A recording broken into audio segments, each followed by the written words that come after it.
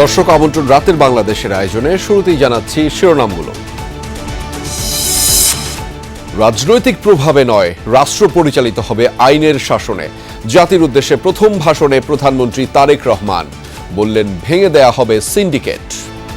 রামাদানের পবিত্রতা রক্ষার্থে এই মাসটিকে আপনারা ব্যবসা মুনাফা লাভের মাস হিসাবে পরিগণিত করবেন না।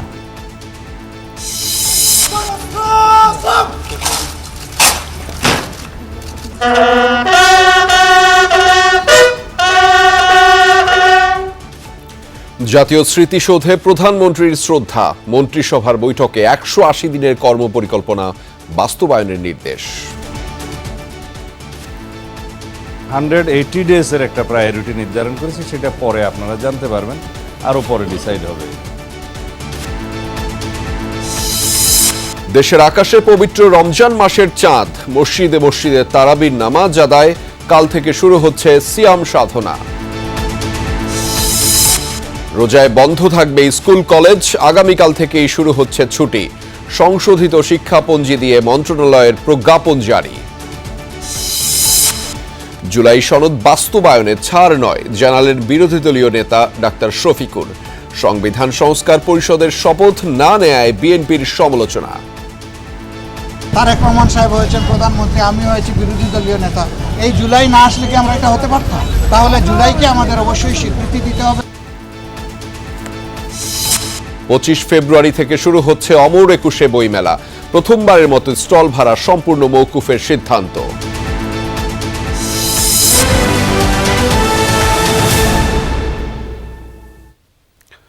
দর্শক, এতক্ষণ শিরোনাম দেখছিলেন, আপনাদের সাথে আছি আমি আহমেদ রেজা।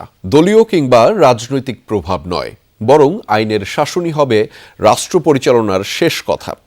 দায়িত্ব নেয়ার পর জাতির উদ্দেশ্যে দেয়া ভাষণে একথা জানিয়েছেন প্রধানমন্ত্রী তারেক রহমান। বলেছেন, বিএনপি সরকার সকল ক্ষেত্রেই অনাচার অনিয়মের সকল সিন্ডিকেট ভেঙে দিতে বদ্ধপরিকর।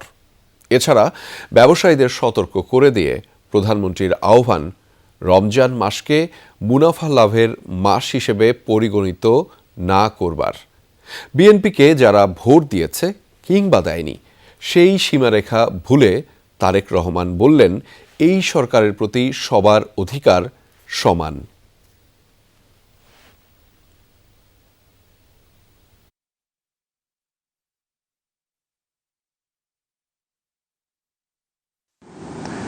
বিসমিল্লাহির রহমানির রহিম। প্রিয় দেশবাসী, দায়িত্ব নেওয়ার পর প্রথম জাতির উদ্দেশ্যে ভাষণ প্রধানমন্ত্রী তারেক রহমানের। বক্তব্যের শুরুতে জানিয়ে দিলেন, তার সরকার হবে জনগণের কাছে জবাবদিহিমূলক, যেখানে ধর্ম বর্ণ নির্বিশেষে পাহাড়ে সমতলে বসবাসকারী সবার জন্য এ দেশ হবে নিরাপদ ভূমি। এই দেশ আমাদের সবার। সরকারের পরিকল্পনা তুলে ধরে বক্তব্যে প্রধানমন্ত্রী বেশি গুরুত্ব দেন বাজার সিন্ডিকেট ও অনিয়মের বিরুদ্ধে তার অবস্থানের বিষয়ে। বলেন, রমজানকে মুনাফা ভোগের মাস হিসাবে গণ্য করার কোনো সুযোগ নেই। আমি দেশবাসীকে পবিত্র মাহে রামাদানের শুভেচ্ছা জানাই। রামাদান আত্মশুদ্ধির মাস। আমরা যদি আত্মশুদ্ধি শব্দটির মর্মার্থ উপলব্ধি করি, তাহলে এই মাসে মানুষের ভোগান্তি বাড়ার কথা নয়। যদিও আমাদের অনেকের মধ্যেই এই মাসটিকে ঘিরে ব্যবসায় অধিক মুনাফা লাভের প্রবণতা লক্ষণীয়। আপনাদের প্রতি আমার বিনীত আহ্বান, রামাদানের পবিত্রতা রক্ষার্থে এই মাসটিকে আপনারা ব্যবসা মুনাফা লাভের মাস হিসাবে পরিগণিত করবেন না। বলেন, প্রধানমন্ত্রীর ন্যায়পরায়ণতার আদর্শে অনুপ্রাণিত হয়ে সরকারের মন্ত্রী সংসদ সদস্যরা রাষ্ট্রীয় কোনো সুবিধা না নেয়ার সিদ্ধান্ত নিয়েছে। পাশাপাশি তার সরকার পরিচালনার মূলনীতি হবে আইনের শাসন। বিএনপির সংসদীয় দলের প্রথম সভাতেই আমরা সিদ্ধান্ত নিয়েছি, বিএনপি থেকে নির্বাচিত কোনো সংসদ সদস্য সরকারি সুবিধা নিয়ে ট্যাক্স ফ্রি গাড়ি আমদানি করবেন না এবং প্লট সুবিধাও নেবেন না। রাজধানী ঢাকা সহ বিভাগীয় শহরগুলোর যানজট নিরসনে রেলকেন্দ্রিক যোগাযোগ ব্যবস্থার উন্নয়ন পরিকল্পনার কথাও তুলে ধরেন প্রধানমন্ত্রী। পাশাপাশি তরুণদের দক্ষ মানব সম্পদে পরিণত করতে তথ্য প্রযুক্তি ও কর্মসংস্থানে সহায়তার প্রতিশ্রুতি দেন। এই সরকারের প্রতি আপনাদের সবার সমান অধিকার। দল যার যার রাষ্ট্র সবার, এই নীতিতে দেশ পরিচালনার অঙ্গীকার ব্যক্ত করেন প্রধানমন্ত্রী তারেক রহমান। যার যার রাষ্ট্র। রেদওয়ান আহমেদ, যমুনা নিউজ, ঢাকা। জাতীয় স্মৃতিসৌধে ৭১-এর শহীদদের প্রতি গভীর শ্রদ্ধা জানিয়ে প্রথম কর্মদিবস শুরু করলেন প্রধানমন্ত্রী তারেক রহমান। প্রথমে সরকার প্রধানের পক্ষ থেকে, পরে মন্ত্রিপরিষদ সদস্যদের নিয়ে অর্পণ করেন পুষ্পস্তবক। এরপর বিএনপির প্রতিষ্ঠাতা ও সাবেক রাষ্ট্রপতি জিয়াউর রহমান এবং সাবেক প্রধানমন্ত্রী খালেদা জিয়ার সমাধিসৌধে শ্রদ্ধা নিবেদন করেন নতুন সরকারের সদস্যরা। রুহের মাগফিরাত কামনায় শামিল হন দোয়া ও মোনাজাতে। শপথ নেয়ার পরদিনই সাভার জাতীয় স্মৃতিসৌধে হাজির নবাগত প্রধানমন্ত্রী তারেক রহমান, সাথে পুরো মন্ত্রিসভা। ৭১-এর শহীদদের প্রতি শ্রদ্ধা জানান তিনি। কিছুক্ষণ নীরবে দাঁড়িয়ে স্মরণ করেন বীর শহীদদের।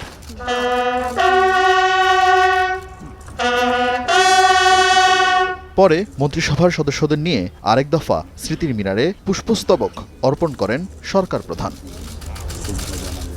ফেরার পথে ৩ বাহিনীর সদস্যদের সালাম দেন প্রধানমন্ত্রী তারেক রহমান, যা বাংলাদেশে রীতিমতো বিরল দৃশ্য। রীতি মোতাবেক রোপণ করেন একটি পারিজাত গাছের চারা। এরপর স্মৃতিসৌধের পরিদর্শন বইয়ে স্বাক্ষর করেন তিনি। লিখেন, স্বাধীনতা অর্জনের যুদ্ধ থেকে ২৪-এর গণঅভ্যুত্থানে শহীদ সবার প্রতি তিনি নিবেদন করছেন গভীর শ্রদ্ধা। সেখান থেকে জিয়া উদ্যানের পথে রওনা হন প্রধানমন্ত্রী, কিন্তু সরকার প্রধানের চলাচলের জন্য বন্ধ ছিল না কোনো সড়ক। যানজট এড়িয়ে জিয়া উদ্যানে পৌঁছান নতুন সরকার প্রধান ও মন্ত্রিসভার সদস্যরা। সাবেক রাষ্ট্রপতি ও বিএনপির প্রতিষ্ঠাতা জিয়াউর রহমান ও সাবেক প্রধানমন্ত্রী খালেদা জিয়ার সমাধিতে পুষ্পস্তবক অর্পণ করেন দেশের ১১তম প্রধানমন্ত্রী। এরপর মন্ত্রিসভার সদস্যদের নিয়ে শরিক হন দোয়া ও মোনাজাতে। পরে মন্ত্রিসভার সদস্যরা জানান, দুর্নীতিমুক্ত ও সুশাসন দেয়াই হবে তাদের সরকারের প্রধান কাজ। এই রাষ্ট্রটাকে একটা প্রাতিষ্ঠানিক ভিত্তির উপর দাঁড় করানো, এটি হবে আমাদের আগামী দিনের কাজ। শহীদের এবং দেশের মানুষের আকাঙ্ক্ষার বাংলাদেশ তৈরি করা, সেটাই এখানকার দায়। সৌহার্দ্যপূর্ণ এবং সম্প্রীতির বাংলাদেশ আমরা গড়তে চাই এবং সে পথে আমরা এগোচ্ছি। জিয়া উদ্যান থেকে প্রথম ক্যাবিনেট সভায় যোগ দিতে সচিবালয়ে যান প্রধানমন্ত্রী তারেক রহমান। আরিফিন শাকিল, যমুনা নিউজ, ঢাকা। রোজায় জনভোগান্তি কমাতে দ্রব্যমূল্য নিয়ন্ত্রণ, সেহরি ও ইফতারে বিদ্যুৎ সরবরাহ স্বাভাবিক রাখার নির্দেশ দিয়েছেন প্রধানমন্ত্রী তারেক রহমান। প্রথম দিন সচিবালয়ে মন্ত্রিসভার বৈঠকে অগ্রাধিকার ভিত্তিতে কর্মপরিকল্পনা সাজাতে নির্দেশ দিয়েছেন তিনি। বৈঠক শেষে স্বরাষ্ট্রমন্ত্রী সালাউদ্দিন আহমদ জানিয়েছেন, নির্বাচনী ইশতেহারের দেয়া ১৮০ দিনের একটি কর্মপরিকল্পনা বাস্তবায়নের নির্দেশ দিয়েছেন প্রধানমন্ত্রী। এ ব্যাপারে আমলাদের সহযোগিতা চেয়েছেন তিনি। প্রধানমন্ত্রীর দায়িত্ব পেয়ে প্রথম দিন বেলা ১২টার দিকে সচিবালয়ে আসেন তারেক রহমান। তাকে স্বাগত জানান মন্ত্রিপরিষদ বিভাগের ঊর্ধ্বতন কর্মকর্তারা।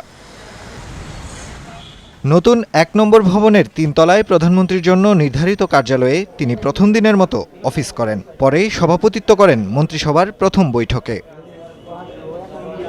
শুরুতেই নবগঠিত মন্ত্রিসভার সদস্যদের সঙ্গে কুশল বিনিময় করেন প্রধানমন্ত্রী। বার্তা দেন আগামীর বাংলাদেশ বিনির্মাণে পরিকল্পনা বাস্তবায়নের।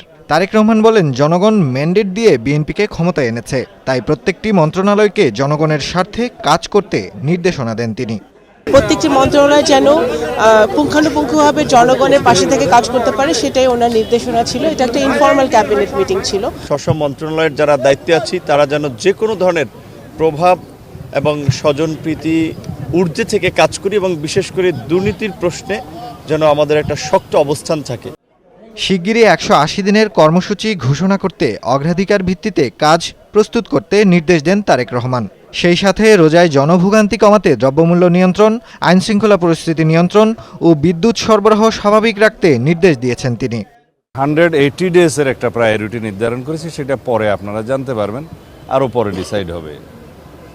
সরকারের অগ্রাধিকার বিবেচনায় আমরা প্রাথমিকভাবে দ্রব্যমূল্য নিয়ন্ত্রণে রাখা, আইনশৃঙ্খলা পরিস্থিতি আরও উন্নত করা, রমজান উপলক্ষে দ্রব্যমূল্যের মূল্যকে নিয়ন্ত্রণে রাখা, বিদ্যুতের সরবরাহটাকে স্বাভাবিক রাখা, বিশেষ করে রমজানের তারাবির নামাজে যাতে কোনো কষ্ট না হয়। এরপর বিকেলে প্রধানমন্ত্রী তারেক রহমান আলাদা বৈঠক করেন সচিবদের সঙ্গে। তাদের নতুন উদ্যমে কাজ করার নির্দেশ দেন তিনি। সভায় উপস্থিত সচিবরা জানান, জনগণকে দেয়া নির্বাচনী ইশতেহার বাস্তবায়নে কর্মকর্তাদের সহযোগিতা চেয়েছেন প্রধানমন্ত্রী। সকল সচিবরা যেন পেশাদারিত্বের সাথে এবং মেধাকে কাজে লাগে জনস্বার্থে দেশের জন্য ভালো কাজ করে, আমরা আপনাদের সহযোগিতা চাই। সন্ধ্যায় প্রথম দিনের অফিস শেষ করে সচিবালয় ত্যাগ করেন প্রধানমন্ত্রী তারেক রহমান। নাফিজ আলম চয়ন, যমুনা নিউজ, ঢাকা। পবিত্র রমজান মাসের চাঁদ দেখা গেছে। বৃহস্পতিবার থেকে শুরু হচ্ছে রোজা। বুধবার সন্ধ্যায় জাতীয় চাঁদ দেখা কমিটির বৈঠক শেষে এই তথ্য জানিয়েছেন ধর্মমন্ত্রী কাজী শাহ মোফাজ্জল হোসাইন। রাত থেকেই মসজিদে মসজিদে এশার নামাজের পরপরই তারাবির নামাজে অংশ নেন ধর্মপ্রাণ মুসলমানরা। পবিত্র রমজান মাসে মহান আল্লাহর নৈকট্য লাভ, পাপমোচন, ক্ষমা লাভ ও মৃত আত্মীয় স্বজনের মাগফিরাতের জন্য ইবাদত বন্দেগী ও প্রার্থনায় মগ্ন থাকবেন মুসল্লিরা।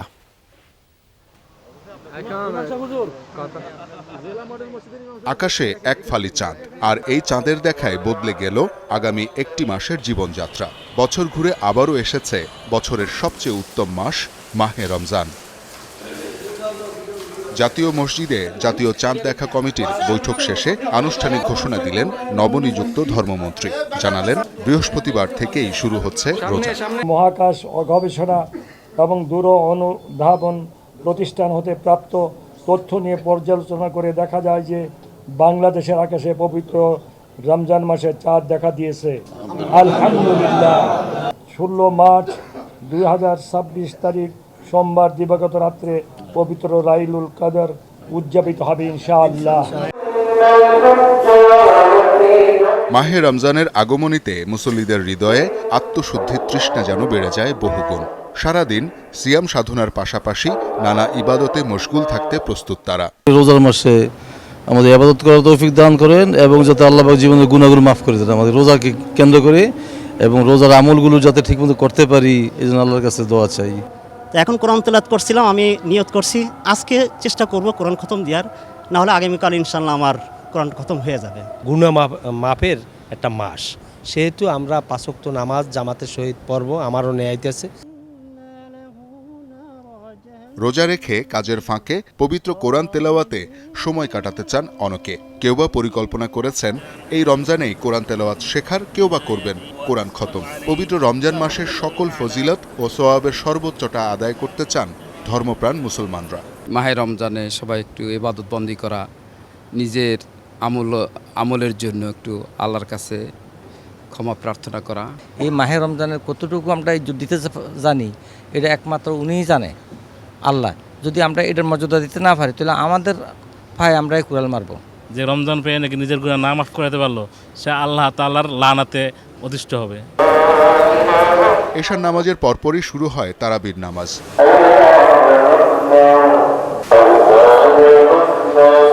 বাইতুল মোকাররমে খতম তারাবিতে অংশ নেন শত শত মুসল্লি।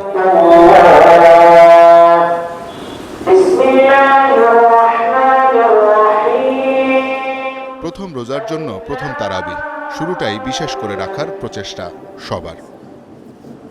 শওকত মঞ্জুর শান্ত, যমুনা নিউজ, ঢাকা। পবিত্র রমজান উপলক্ষে দেশের সরকারি প্রাথমিক বিদ্যালয়, সরকারি বেসরকারি নিম্ন মাধ্যমিক ও মাধ্যমিক বিদ্যালয়গুলোতে ছুটি শুরু হচ্ছে আগামীকাল বৃহস্পতিবার থেকে। বুধবার শিক্ষা মন্ত্রণালয় এবং প্রাথমিক ও গণশিক্ষা মন্ত্রণালয় 2026 সালের শিক্ষাবর্ষের সংশোধিত ছুটির তালিকা ও শিক্ষাপঞ্জি নির্ধারণ করেছে। সেখানেই এই ছুটির বিষয়টি উল্লেখ করা হয়েছে। পরে মন্ত্রণালয়ের দুটি এ সংক্রান্ত পৃথক প্রজ্ঞাপন জারি করে। প্রজ্ঞাপন অনুযায়ী পবিত্র রমজান, শ্রী শ্রী হরিচাঁদ ঠাকুরের আবির্ভাব, শবে কদর, জুমাতুল বিদা, ঈদুল ফিতর, স্বাধীনতা ও জাতীয় দিবস উপলক্ষে 19 ফেব্রুয়ারি থেকে আগামী 26 মার্চ পর্যন্ত ছুটি থাকবে। পূর্ব ঘোষিত ছুটির তালিকা অনুযায়ী আরও কয়েকদিন ক্লাস শেষে এই ছুটি হওয়ার কথা ছিল। জুলাই সনদ বাস্তবায়নের ছাড় নয়, জানালেন বিরোধী দলীয় নেতা ডাক্তার শফিকুর রহমান। একই সাথে সংবিধান সংস্কার পরিষদের শপথ না নেয়ায় করলেন বিএনপির সমালোচনা। সকালে মিরপুর এলাকায় পরিষ্কার পরিচ্ছন্নতা কর্মসূচি চালান জামায়াতে ইসলামের আমির। জানিয়েছেন, সরকারি তহবিল বহাল থাকলে মডেল হবে মিরপুর কাফরুল এলাকা। বুধবার ভোরে মিরপুরের মণিপুর বায়তুন নূর মসজিদে নামাজ আদায় করেন জামায়াতে ইসলামের আমির ডাক্তার শফিকুর রহমান। এরপরই পরিষ্কার পরিচ্ছন্নতা কর্মসূচির উদ্বোধন করেন বিরোধী দলীয় এই নেতা। মণিপুর উচ্চ বিদ্যালয়ের বালিকা শাখা থেকে শুরু করে ৬০ ফিট সড়কেও নেতাকর্মীদের সাথে নিয়ে ময়লা আবর্জনা পরিষ্কার করেন ডাক্তার শফিকুর। পরে সাংবাদিকদের জামায়াতে আমির বলেন, প্রতিদিন বাদ ফজর কমপক্ষে ১ ঘন্টা ময়লা পরিষ্কার করা হবে। মিরপুর কাফরুলকে মডেল এলাকা হিসেবে গড়ে তোলা হবে। এই কাজে সরকারের ফান্ডিং চালু রাখার আহ্বান জানান তিনি। আজকে এটা লোক দেখানো নয়, এটা দিয়ে শুরু। প্রতিদিন ফজরের পরে আমাদের প্রত্যেক ইউনিট মিনিমাম আধা ঘন্টা সময় এই পরিচ্ছন্নতার কাজ করবে। 1 ঘন্টা পারলে আরো ভালো। আমি ঢাকায় থাকলে প্রতিদিন এখানে আসব, প্রতিদিন রাস্তা ঝাড়ু দেবো ইনশাআল্লাহ। আর ঢাকার বাইরে থাকলে যেখানে যাব ওখানে আমার সহকর্মীদের নিয়ে আমি কাজ করব। এ সময় তিনি বলেন, সংবিধান সংস্কার পরিষদের শপথ না নেয়ার মাধ্যমে জুলাই গণ অভ্যুত্থানকে অপমান করা হয়েছে। তবে সরকার যদি জুলাই সনদ বাস্তবায়নের উদ্যোগ না নেয়, বিরোধী দল ছাড় দেবে না। এই জুলাই কারণেই তো এই নির্বাচন হলো। এই নির্বাচন হওয়ার কারণে তারেক রহমান সাহেব হয়েছেন প্রধানমন্ত্রী, আমি হয়েছি বিরোধী দলীয় নেতা। এই জুলাই না আসলে কি আমরা এটা হতে পারতাম? এই খেদমতের এই সেবার সুযোগ পেতাম? তাহলে জুলাইকে আমাদের অবশ্যই স্বীকৃতি দিতে হবে, সম্মান করতে হবে এবং জুলাইয়ের আকাঙ্ক্ষার ভিত্তিতে যে সমস্ত সংস্কার প্রস্তাব সামনে এসেছে এই সবগুলা বাস্তবায়ন করা হবে এই সংসদের পবিত্র দায়িত্ব। রাব্বি সিদ্দিকী, যমুনা নিউজ, ঢাকা। যৌক্তিক দাবি আদায়ের জন্য মিছিল, সমাবেশ ও স্মারকলিপি দেয়া যাবে, কিন্তু মব করে কোনো দাবি আদায় করা যাবে না বলে সতর্ক করেছেন নতুন স্বরাষ্ট্রমন্ত্রী সালাউদ্দিন আহমেদ। মন্ত্রণালয়ের দায়িত্বভার গ্রহণ করে তিনি বলেন, সরকার গণতান্ত্রিক ধারা অব্যাহত রাখতে চায়, তাই মব সন্ত্রাস পুরোপুরি বন্ধ করা হবে। প্রধানমন্ত্রীর সাথে মন্ত্রিপরিষদ ও সচিবদের সাথে বৈঠকে অংশগ্রহণ সহ সারাদিন ব্যস্ত সময় পার করেন নতুন স্বরাষ্ট্রমন্ত্রী সালাউদ্দিন আহমেদ। তাই বিকেলে নিজ মন্ত্রণালয়ে দায়িত্ব নিতে যান। এ সময় তাকে গার্ড অব অনার দিয়ে সম্মান জানানো হয়।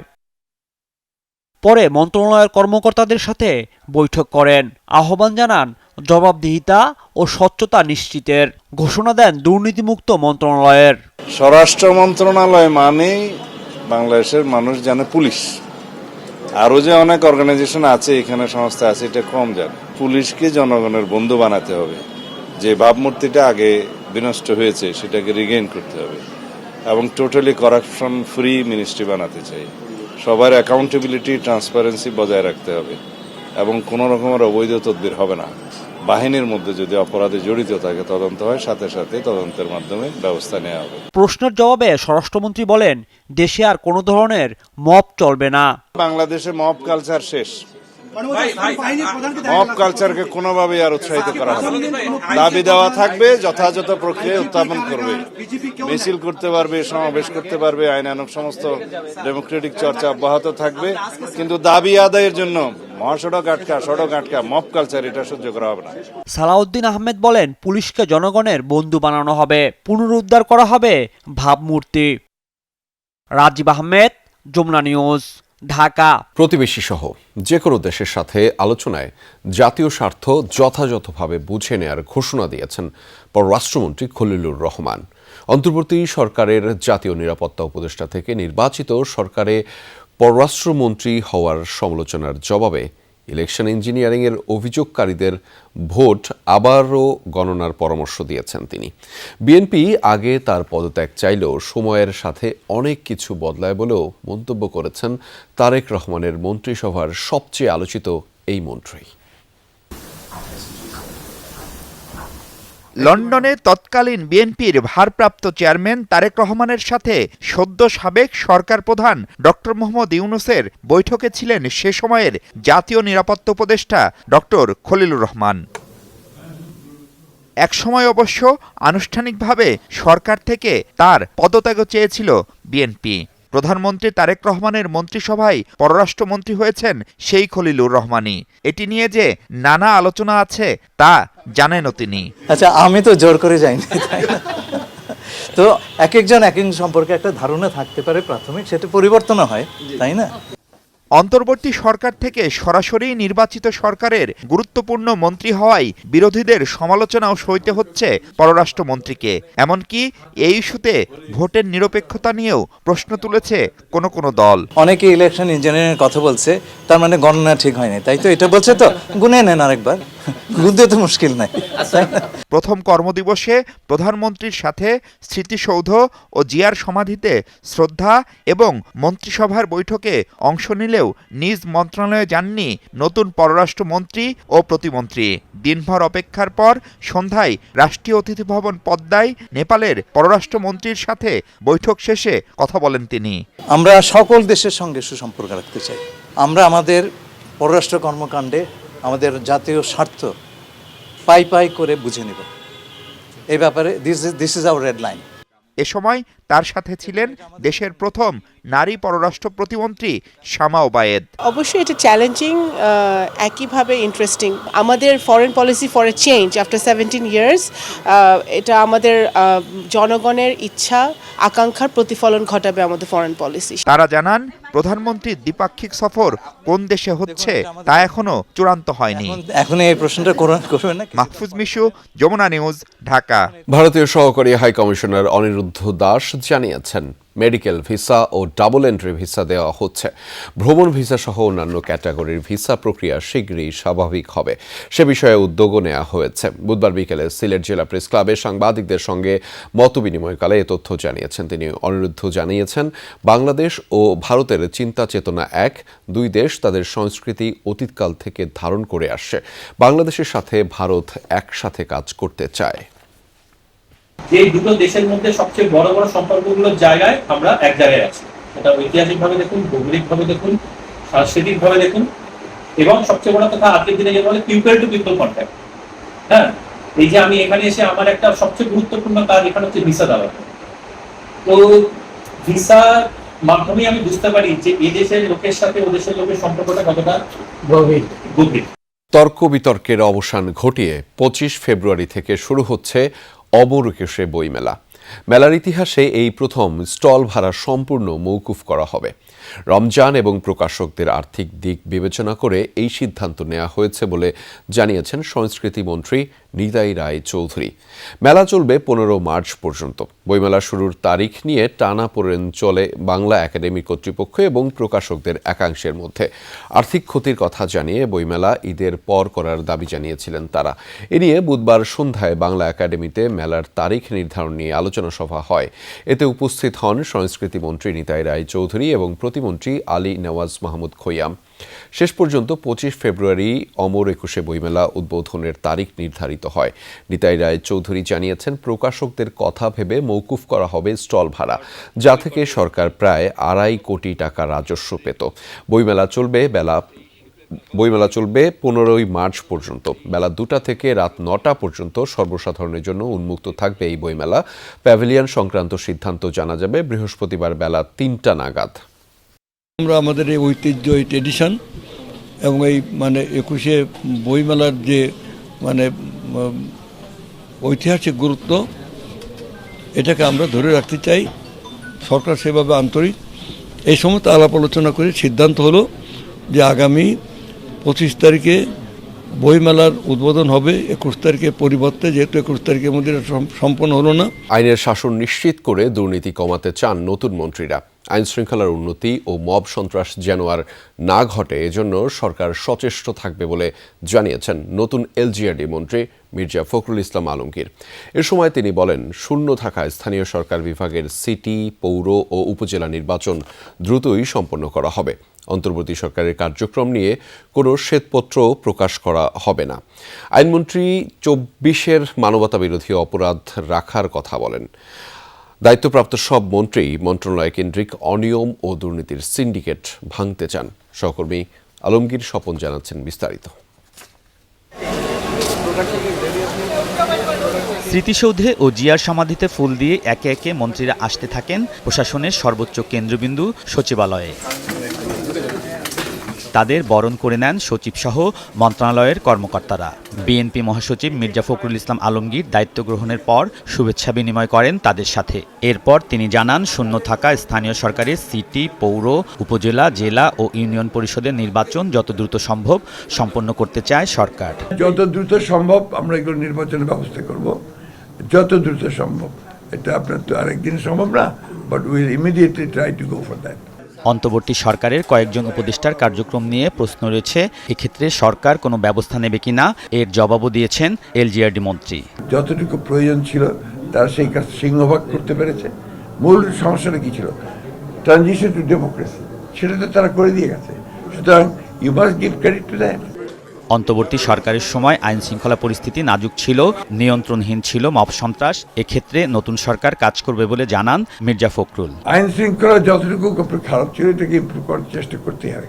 একটা বড় ঝড় গেছে, আমাদের একটা বিপ্লব হয়েছে, বিদ্রোহ হয়েছে, মুহূর্তের মধ্যে সব ঠিক হয়ে যাবে এটা মনে করার কারণে। 24শে জুলাই হত্যাকাণ্ডের বিচার নিশ্চিত করা হবে বলে জানিয়েছেন আইনমন্ত্রী। তবে সংবিধান সংস্কার পরিষদের সদস্য হিসেবে শপথ না নেয়ার বিষয়টিও স্পষ্ট করেন তিনি। আমরা মানবতা বিরোধী অপরাধের যে বিষয়, আইন তার নিজস্ব গতিতে চলবে, আইন তার নিজস্ব গতিতে চলবে, আমরা সেভাবেই দেখব। তবে আইনের যদি কোনো অপব্যবহার হয়ে থাকে সেটাও আমরা দেখব। দ্বিতীয়ত হলো, আমরা যে শপথ নেইনি, কেন নেওয়া হয়নি সেটা দলীয়ভাবে দলীয় মুখপাত্র গতকাল ব্যাখ্যা করে দিয়েছেন। প্রশাসনের দলীয়করণ বন্ধ ও পেশাদারিত্ব ফিরিয়ে আনার আশ্বাস দিয়েছেন প্রশাসনে অভিজ্ঞ নতুন স্বরাষ্ট্রমন্ত্রী। সরকারের সেই ম্যানিফেস্টো বাস্তবায়নের জন্য তারা আন্তরিক হবেন। কে কার কি অ্যাফিলিয়েশন আছে সেটা আমরা দেখব না, আমরা মেরিট ভিত্তিতে সবাইকে যাচাই করব। নতুন দায়িত্বপ্রাপ্ত মন্ত্রীরা দায়িত্ব নিয়ে মন্ত্রণালয়ের দুর্নীতি ও অনিয়মের সিন্ডিকেট ভাঙার আশ্বাস দিয়েছেন। দুর্ভাগ্য ছিল অতীতে, সামনের দিনগুলো আমরা পরিষ্কার আলোর পথে হাঁটতে চাই, অন্ধকারে আমরা ব্যাক করাতে চাই না। এই মন্ত্রণালয়ের একটা ইমেজ ব্যাপকভাবে ক্রাইসিসে আছে। Unfortunately not only Bangladesh, through out the world দুর্নীতির বিরুদ্ধে zero tolerance, honesty and honesty. যেখানে দুর্নীতি আছে সেখানে দুর্নীতিমুক্ত হতেই হবে এবং সেটা করা আমাদের দায়িত্বের অংশ। এই সরকার প্রতিষ্ঠানগুলিকে জনবান্ধব হিসাবে ফাংশন করাতে চায়।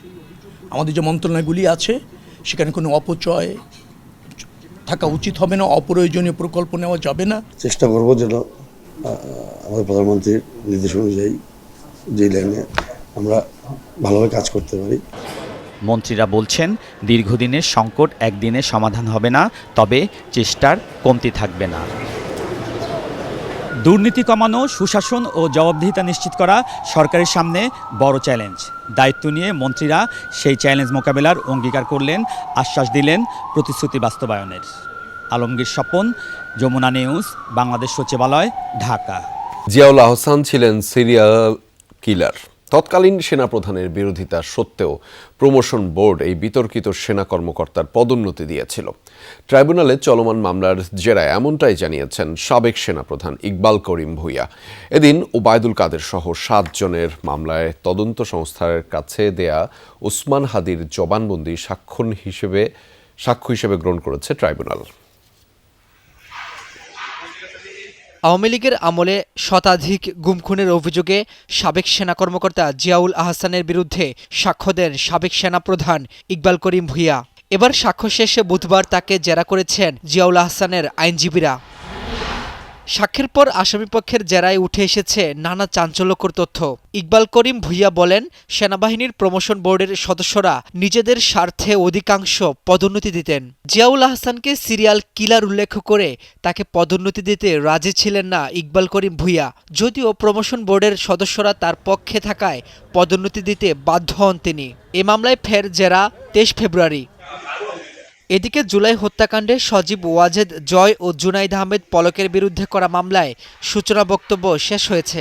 25 ফেব্রুয়ারি থেকে শুরু হবে সাক্ষ্য গ্রহণ। এদিন জুলাই হত্যাকাণ্ডে ওবায়দুল কাদের সহ 7 জনের মামলায় শরীফ ওসমান হাদির তদন্ত সংস্থার কাছে দেয়া লিখিত জবানবন্দি সাক্ষ্য হিসেবে গ্রহণ করেছে ট্রাইব্যুনাল। যে গণহত্যা চালানো হয়েছিল সেটার মাস্টারমাইন্ড যারা ছিলেন তাদের মধ্যে অন্যতম 2 জন হচ্ছেন সজীব ওয়াজেদ জয় এবং জুনাইদ আহমেদ পলক। কারণ তারা 2 জন আইসিটির দায়িত্বে ছিলেন। তারা সেই সময় ইন্টারনেট বন্ধ করে দিয়ে গণহত্যা সংগঠনের ব্যাপারে তারা সর্বাত্মক সহযোগিতা করেন।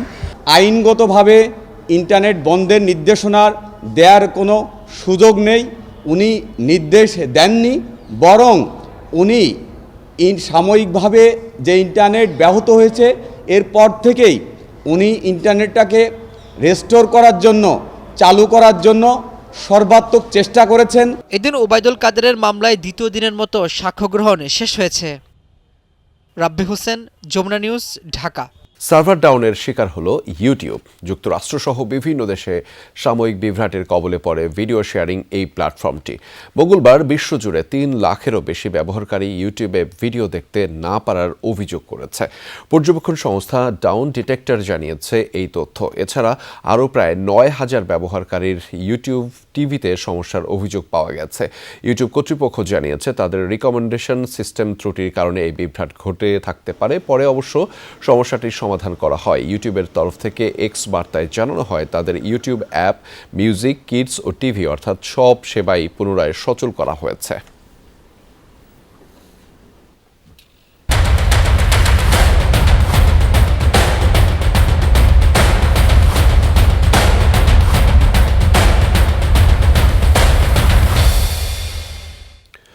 জানাচ্ছি টি-20 বিশ্বকাপের খবর। বিশ্বকাপে দিনের শেষ ম্যাচে ভারতের দেয়া 194 রানের লক্ষ্যে ব্যাট করছে নেদারল্যান্ডস। শেষ খবর পাওয়া পর্যন্ত ডাচদের সংগ্রহ 6 উইকেটে 125 রান। আহমেদাবাদে আগে ব্যাট করতে নেমে 0 রানেই ওপেনার অভিষেক শর্মাকে হারায় টিম ভারত।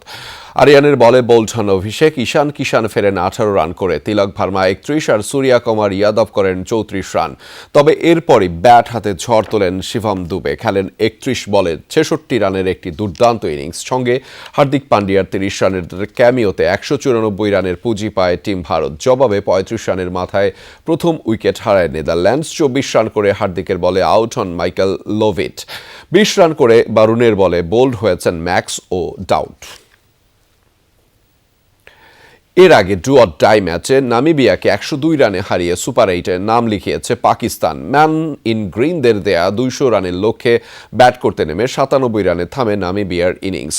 কলম্বোতে টসে জিতে ব্যাটিংয়ে নেমে 40 রানের জুটি করেন 2 ওপেনার। এই জুটি ভাঙে 14 রান করা সায়েম আইয়ুব আউট হলে 23 বলে 38 রান আসে অধিনায়ক সালমান আঘার ব্যাট থেকে। তবে একটা প্রান্ত আগলে রেখে দলকে এগিয়ে নিতে থাকেন সাহিবজাদা ফারহান। 37 বলে 50-র পর শেষ পর্যন্ত 58 বলে 100 রানে অপরাজিত থাকেন এই ওপেনার।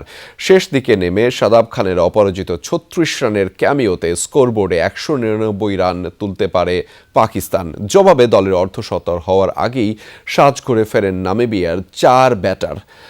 লোরেনের 23 রান ছাড়া বাকি 3 জন পৌঁছাতে পারেনি 2 অঙ্কের ঘরে। দ্বিতীয় সর্বোচ্চ 20 রান আসে আলেকজান্ডারের ব্যাট থেকে। শেষ দিকে ব্যাটারদের আসা যাওয়ার মিছিলে 100 আগেই গুটিয়ে যায় নামিবিয়ার ইনিংস।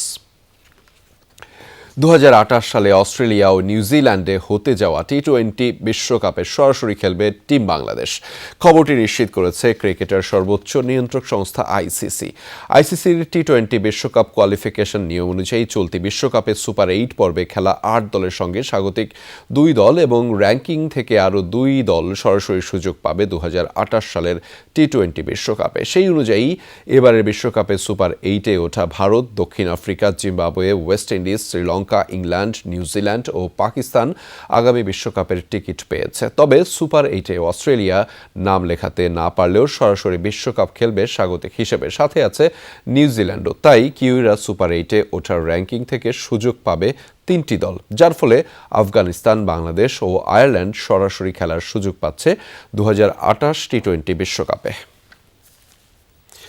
জিম্বাবুয়ের কাছে হার, সেই সাথে টুর্নামেন্ট থেকে ছিটকে যাওয়ার মাইটি অস্ট্রেলিয়াকে খোঁচা মেরেছে আইসল্যান্ড ক্রিকেট। দেশটির মতে বিশ্বকাপ দল ও স্টিভ স্মিথের একমাত্র প্রাপ্তি নাকি বিমানবন্দরে ডিউটি ফ্রি শপিং। এমনকি স্মিথের মূর্তি বানানোর পাশাপাশি তাকে ফ্রি কড মাছ খাওয়ানোর প্রস্তাবও দিয়েছে দেশটি। এক অকল্পনীয় অঘটনের শিকার হলো টি-20 বিশ্বকাপ। যে অস্ট্রেলিয়ার নামে বাঘে মহিষে এক ঘাটে জল খেত, জিম্বাবুয়ের কাছে হেরে সেই অজিদের ধরতে হয়েছে ঘরের বিমান। পাল্লেকেলের বৃষ্টিতে শুধু আয়ারল্যান্ড জিম্বাবুয়ের ম্যাচ ভাসেনি, ভেসে গেছে মিচেল মার্শের শেষ আশাটুকু। ওমানের বিপক্ষে নামার আগেই টিকিট কাটা হয়ে গেছে মেলবোর্নের। টুর্নামেন্ট জুড়ে অস্ট্রেলিয়ার পারফরমেন্স যেমনই হোক, আলোচনায় ছিল স্টিভ স্মিথ। জশ হেজেলউডের বদলে তাকে উড়িয়ে আনা হলেও রাখা হয়নি একাদশে। বিগ ব্যাশে যিনি রানের পাহাড় গড়ে ফর্মের তুঙ্গে ছিলেন তাকেই কিনা রাখা হলো সাইড বেঞ্চে। অজিদের কাটা গায়ে নুনের ছিটা দিতে যেন ওত পেতেছিল আইসল্যান্ড। বিশেষ করে ফর্মে থাকা স্টিভ স্মিথকে অস্ট্রেলিয়া না খেলানোর সিদ্ধান্ত নেওয়ায় ব্যঙ্গ করেছে দেশটি। তারা বলেছে স্মিথের জন্য এই বিশ্বকাপের সেরা প্রাপ্তি হচ্ছে বিমানবন্দরে ডিউটি ফ্রি শপ। শুধু তাই নয়, স্মিথ তাদের দেশে খেললে এই অজি ব্যাটারের মূর্তি বানানোর পাশাপাশি আজীবন ফ্রি কড মাছ দিয়ে তাকে স্বাগত জানানোর কথাও বলে আইসল্যান্ড। এমন অবস্থা যে অজি ম্যানেজমেন্টের সম্মান এখন আইসল্যান্ডের ট্রোল বক্সে। ওমানের বিপক্ষে শুক্রবারের ম্যাচটা এখন স্রেফ একটা নিয়ম রক্ষা, কিন্তু জিম্বাবুয়ের বিপক্ষে সেই হার আর আইসল্যান্ডের কড মাছের খোঁচা সারা জীবন তাড়িয়ে বেড়াতে হবে মার্শদের। তবে বিশ্বজয়ীরা এখন বাড়ি ফিরছে, তবে ট্রফি নিয়ে নয়, স্রেফ ডিউটি ফ্রি শপিং ব্যাগ নিয়ে। রিয়ান রাফতি, যমুনা স্পোর্টস।